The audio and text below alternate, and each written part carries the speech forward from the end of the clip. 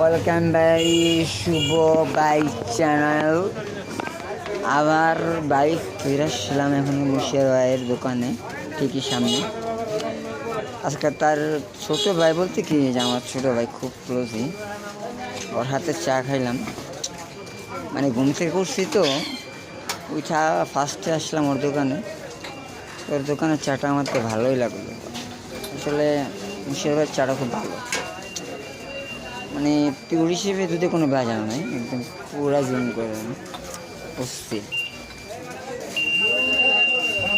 চাটা খাই মানে মাথা ব্যথা মনে হয় দূরে আছে এরকম লাগে।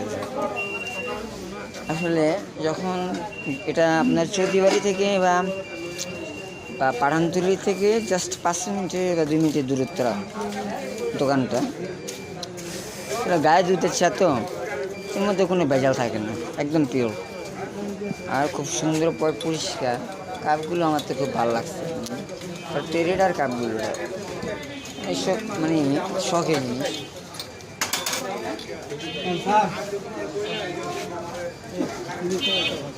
ভাই তোমার নামটা কি জানি?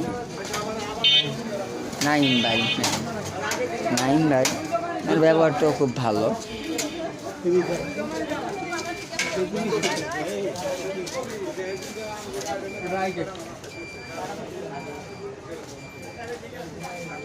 দেখছেন পুরো শহরটা মানে একদম উঠে গেছে।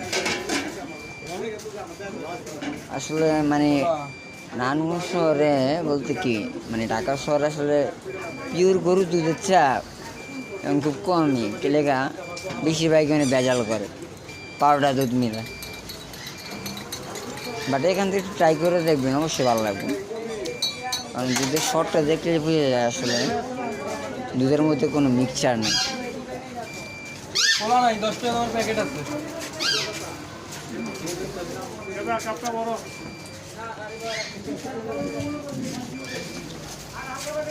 কারণ সবাই তো আর ওইভাবেই করে না।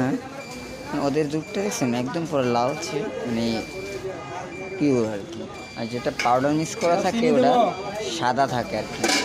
আপনার প্লিজ খেয়াল করবেন সবসময় পাউডার মিক্স করা দুধের মধ্যে দুধের কাপটা থাকবো সাদা, আর যেটা সরল ওটা থাকবো লাল, যেটা আমি আপনাদের দেখাইলাম। থাক নাইম ভাই, নাইম ভাই এটা খুব ভালো লোক।